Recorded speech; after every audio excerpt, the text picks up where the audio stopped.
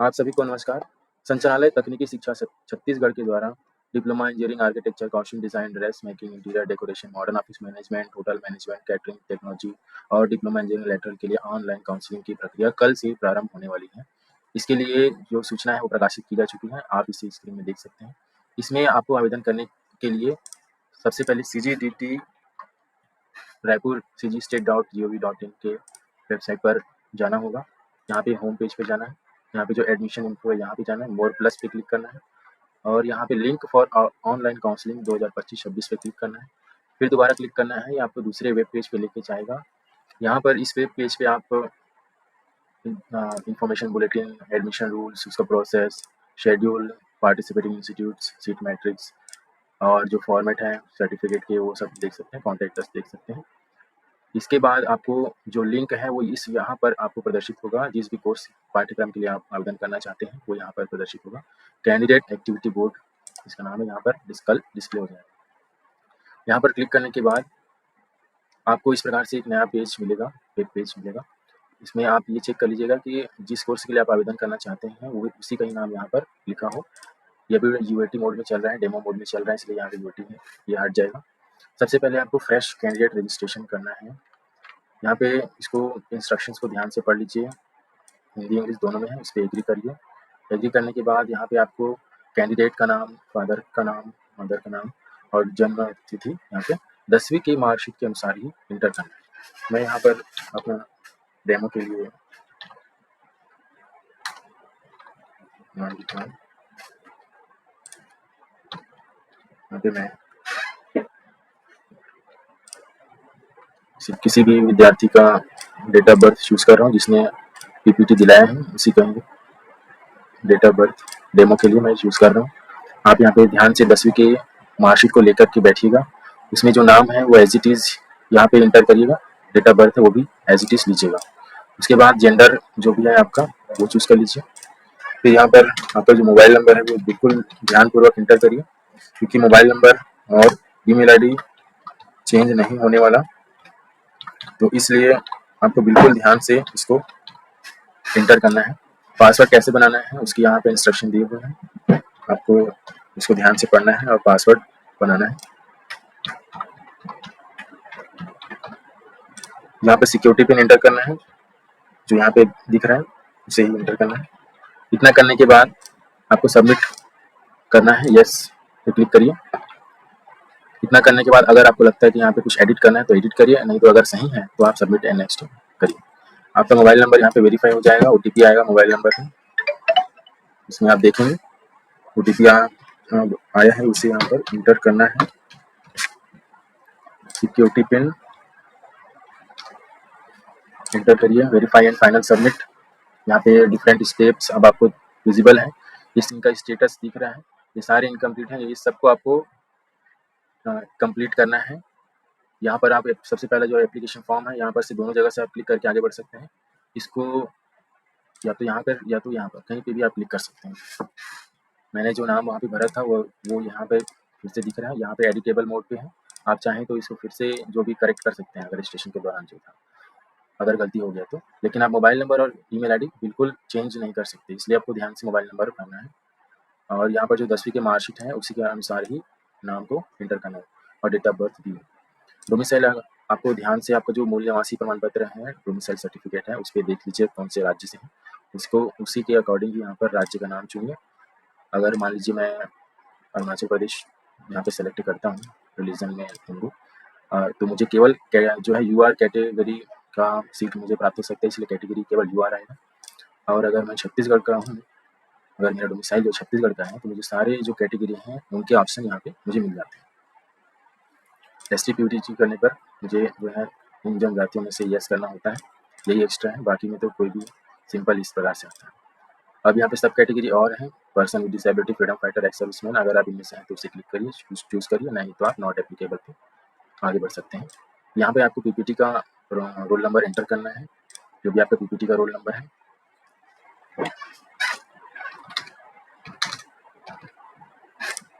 मैंने एंटर कर दिया। बोनाफाइड डिस्ट्रिक्ट आपके छत्तीसगढ़ के जितने भी जिले हैं वो यहाँ पे प्रदर्शित होंगे। इस बोनाफाइड डिस्ट्रिक्ट में आपको जो डोमिसाइल सर्टिफिकेट है उसके वहाँ पर जो जिस जिले का नाम अंकित है वही जिला यहाँ पे सेलेक्ट करना है। मूल निवासी प्रमाण पत्र को देख के ही इसको भरना है, क्योंकि यहाँ पे इसको फिर से देख लेते हैं। पीपीटी का जो रिजल्ट है यस और नो यहाँ पे लिखा हुआ है, तो नो जो है वो बस्तर संभाग के बच्चों के लिए और सरगुजा संभाग के बच्चों के लिए है, क्योंकि वहाँ के बच्चे 10वीं के आधार पे भी इसको अप्लाई कर सकते हैं, है ना। तो यहाँ पर डोमिसाइल सर्टिफिकेट में बोनाफाइड डिस्ट्रिक्ट जो है केवल बस्तर संभाग और सरगुजा संभाग के जिले ही यहाँ पर दिखाई देंगे, है ना, इसके अलावा कुछ और दिखाई नहीं देगा। तो लेकिन अगर बच्चा मतलब कैंडिडेट जो है सरगुजा संभाग से है और बस्तर संभाग से है, तो अगर वो पीपीटी दिया है तो उसे पीपीटी का रोल नंबर को लेके ही आगे बढ़ना चाहिए, क्योंकि उसकी प्राथमिकता पहले हो, है ना। अगर पीपीटी दिए हैं तो पीपीटी लेके ही आगे बढ़ना है। यहाँ पे एक और चीज़ ध्यान देना है कि पीपीटी का जो रिजल्ट है उसमें जो रोल नंबर है वो और यहाँ पे डेट ऑफ बर्थ दोनों मैच कर लेना, दोनों सेम होना चाहिए पीपीटी के रिजल्ट में जो आपने पीपीटी में भरा है। उसके बाद आगे चलते हैं, स्टेट कोटा यहाँ पे सेलेक्ट करना है। PPT details do not matched, roll number POB does not matched, है ना। तो मैं चेक करता हूँ, हाँ मैंने दूसरे कैंडिडेट का रोल नंबर यहाँ पे अंकित कर दिया है। मैं यहाँ पे डेमो के लिए इस रोल नंबर यूज़ कर रहा हूँ, यस करता हूँ, ये आगे बढ़ जाएगा। जिसका पीपीटी का रिजल्ट में जो रोल नंबर है और जो डेट ऑफ बर्थ है अगर वो मैच नहीं होगा तो आगे नहीं बढ़ेगा। इसके बाद आता है क्वालिफिकेशन डिटेल। यहाँ पे आपको 10वीं की जो मार्कशीट है उसके अनुसार यहाँ पे फिल करने हैं, पासिंग ईयर, रोल नंबर। मैं डेमो के लिए लिख रहा हूँ यहाँ पे जिस स्कूल बोर्ड का नाम है वो सिलेक्ट करिए, जिस स्कूल से आप पढ़े हैं वहाँ उस स्कूल का नाम यहाँ पर लिखिए। अगर परसेंट है आपका, परसेंट में रिजल्ट है तो इस प्रकार परसेंट में आप रिजल्ट भरिए। पर अगर यदि सीजीपीए में रिजल्ट है तो यहाँ पे 9.5 यहाँ पे जो आपने सीजीपीए प्राप्त किया है उसको इंटर करिए। उसके बाद पीपीटी के लिए आपका मैथमेटिक्स और साइंस सब्जेक्ट में पास होना कंपलसरी है, इसीलिए उसके मार्क्स यहाँ पे कैप्चर करने हैं। अगर आप पास विद ग्रेस हैं तो पास विद ग्रेस के यहाँ पे सिलेक्ट करके भरिए। इस प्रकार से आपको जब सही है सारा चीज़ तो सेव करिए। पीपीटी का जो डिटेल है यहाँ पे आपको दिख जाएगा, रैंक कितना है, आप 10 मार्क, ये आप बिल्कुल वेरीफाई कर लीजिए। उसके बाद इसको सेव एंड नेक्स्ट।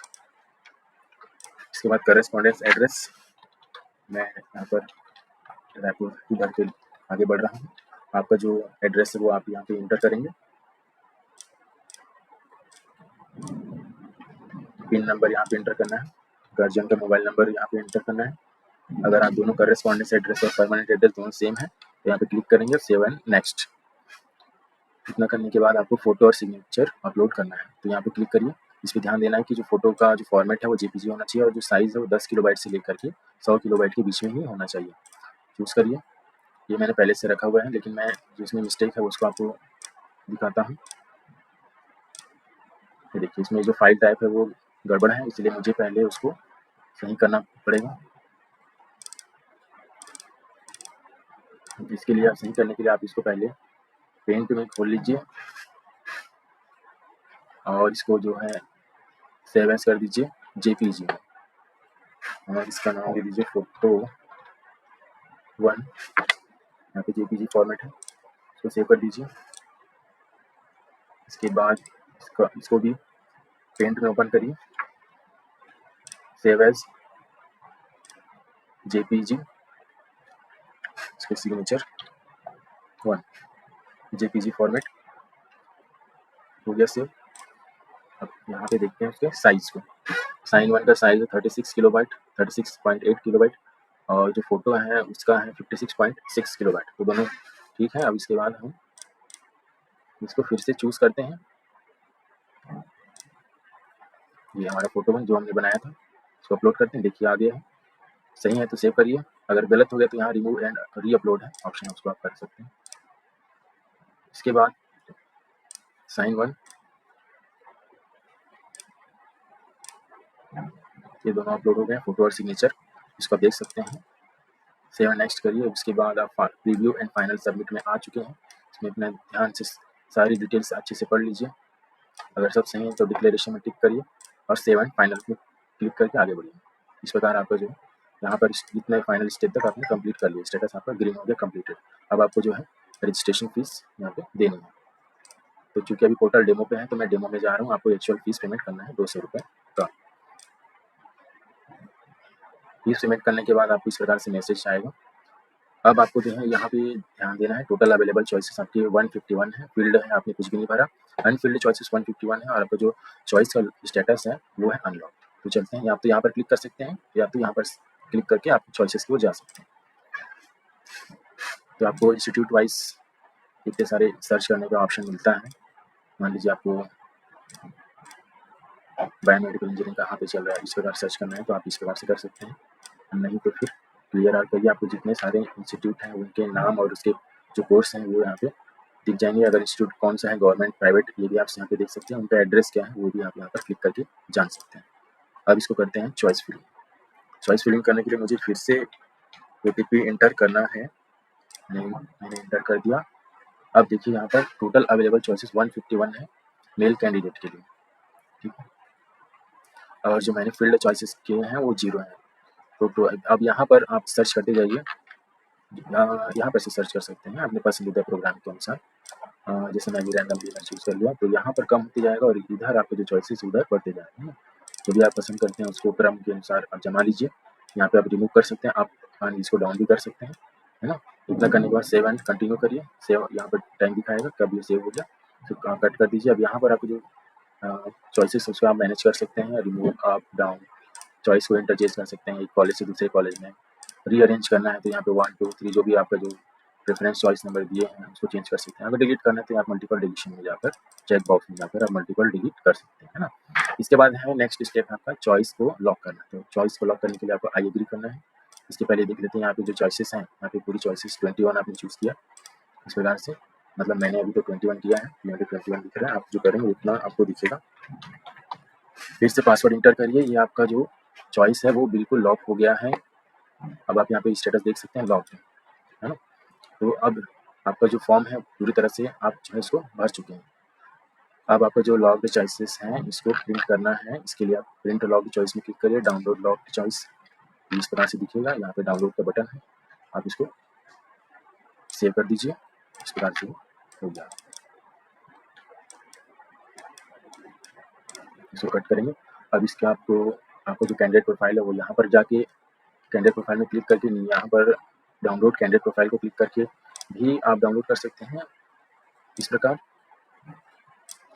या फिर आप एक साथ अगर करना चाहते हैं डाउनलोड तो यहाँ पर लॉक चॉइस लेटर डाउनलोड कर सकते हैं इस प्रकार से, या फिर पुराना वाला आइडिया, दोनों में से किसी एक में आप कर सकते हैं।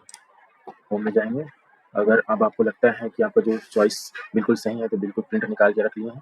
अगर आपको फिर से लगता है कि मुझे चॉइस में बदलना है तो आपको जो है सबसे पहले आपका जो चॉइस है उसको अनलॉक करना है। यहाँ पर उसका ऑप्शन है चॉइस को अनलॉक करना। चॉइस को अनलॉक करने के लिए आपको फिर से पासवर्ड इंटर करना है जो आपने पहले बनाया था। यस, अनलॉक करिए। अब ये अनलॉक स्टेटस में आ गया। अब आप फिर से जो है चॉइस को आप रिमूव या फिर अपने हिसाब से आप इसको चेंजेस ला सकते हैं इसमें, है ना। अब मेरे पास 90 हो गया। अब इसको मैं सेव करता हूँ, सेव हो गया। 19 चॉइसेस मेरे पास सेव हो गया। फिर से गो टू होम या फिर जहाँ पर और भी ऑप्शन है, अब मुझे लॉक करना है इन चॉइसेस को, फिर से मैंने लॉक कर देना है ना। बिना लॉक किए अगर आप निकल भी जाते हैं तो कोई दिक्कत नहीं है। रजिस्ट्रेशन के लास्ट डे पर 15 तारीख को ये वापस ऑटोमेटिक जो है लॉक हो जाएगा। लेकिन आपको जो है एक काम सबसे महत्वपूर्ण करना है, आपको जो चॉइसेस हैं वो सेलेक्ट करके और सेव करके बिल्कुल रखना ही है, तभी होगा। अगर सेव नहीं करेंगे तो वो एक भी कॉलेज आपने सेव नहीं किया है और वो अलॉट नहीं हो पाएंगे। इसलिए इन बातों का ध्यान रखना है कि आप कम से कम अपनी जो पसंद की जो कॉलेज है, ब्रांचेस है, उसमें आप चॉइस करके रखें, चाहे लॉक करें या ना ही लॉक करें। अब चलते हैं, एक और ऑप्शन है हमारे पास। अगर आपकी जो कैंडिडेट प्रोफाइल है, अगर इसमें कुछ आपको लगता है कि परिवर्तन करना है, एड्रेस में करना है या फिर इमेज में करना है या फिर मेल फीमेल में कुछ गड़बड़ी हो गई है या क्लासेस में कैटेगरीज में कुछ चेंजेस करने हैं, तो उसके लिए आपको जो है सबसे पहले हमने अनलॉक कर लिया था चॉइसेस को। उसके बाद आपको करना है रजिस्ट्रेशन को अनलॉक। रजिस्ट्रेशन अनलॉक करेंगे इस प्रकार से, आपका OTP आए। सबसे पहले आपको जो पासवर्ड डालना है इस प्रकार। अब इसमें आएगा OTP आपके मोबाइल पे, सेलेक्ट करिए, सेंड करिए, आपके मोबाइल में तुरंत ही आएगा। ये मैंने इंटर कर दिया। Kindly make the desired changes in your details. Any step of registration process after changes, it is essential to submit the form finally. इसका मतलब ये क्या हुआ कि फाइनल सबमिट नहीं हुआ, आपने जो है आपका रजिस्ट्रेशन फिर से अनलॉक कर लिया है, अब आपको फाइनल सबमिट करना ही है ना? तो अब आप यहाँ पर एडिट कर लीजिए, आपका जो भी डिटेल है, मेल फीमेल है, नेम है, क्लास है, कैटेगरी है, ये आप जो है चेंजेस कर सकते हैं, है ना? डिस्ट्रिक्ट है, अगर आपको डोमिसाइल के डिस्ट्रिक्ट आपने नहीं किया तो भी जो भी चेंजेस करने हैं वो आप कर सकते हैं। मान लीजिए मैं कर दिया, पहले बीजापुर था, मैं कांकेर कर देता हूँ, सेव करता हूँ, नेक्स्ट करके सेव कर देता हूँ। मैंने एक ही चेंज किया, जो भी चेंजेस वही करिए, नहीं तो फिर सीधे प्रीव्यू एंड फाइनल सबमिट में आइए। मैं बोनाफाइड डिस्ट्रिक्ट को मैंने चेंज किया था तो यहाँ पे कांकेर आ गया हूँ। इसको अब मुझे फिर से डिक्लेरेशन को टिक करना है, सेव एंड फाइनल सबमिट करने के बाद चॉइस लॉक करना है ना? क्योंकि हमने पहले ही चॉइस को अनलॉक कर लिया था। रजिस्ट्रेशन को अनलॉक करना है, कैंडिडेट प्रोफाइल को अगर अनलॉक करना है तो रजिस्ट्रेशन अनलॉक करने के लिए आपको पहले चॉइस को अनलॉक करना पड़ेगा, है ना?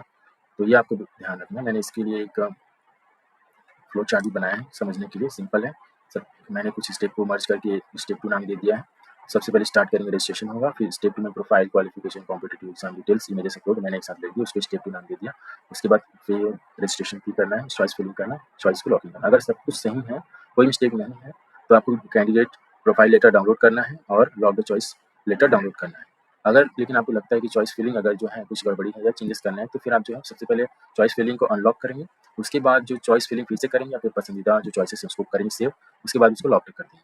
इसके बाद अगर लगता है कि अगर प्रोफाइल में मिस्टेक है कुछ, तो आपको फिर से सबसे पहले चॉइस को अनलॉक करना है, रजिस्ट्रेशन को अनलॉक करना है, उसके बाद आप जो भी जो आपका प्रोफाइल था उसमें जो चेंजेस करना है वो करेंगे, उसके बाद फिर से चॉइस फिलिंग करेंगे, उसको सेव करेंगे, सेव करने के बाद उसको लॉक कर देंगे।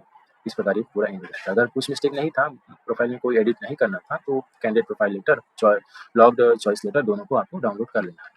इस प्रकार ये सिंपल है। तो यही जो है इस पोर्टल में काम करना है, यही कर रहा है लॉजिक। और अगर आपको जो है ईमेल में चाहिए आपका जो प्रोफाइल है, तो यहाँ पे वेरीफाई कर लीजिएगा ईमेल को। ईमेल वेरीफाई करने के बाद कैंडिडेट प्रोफाइल में करिए क्लिक, और यहाँ पर आप ईमेल कैंडिडेट प्रोफाइल करेंगे तो यहाँ पे आपका ईमेल पे कैंडिडेट प्रोफाइल जो है पीडीएफ में पहुँच जाएगी।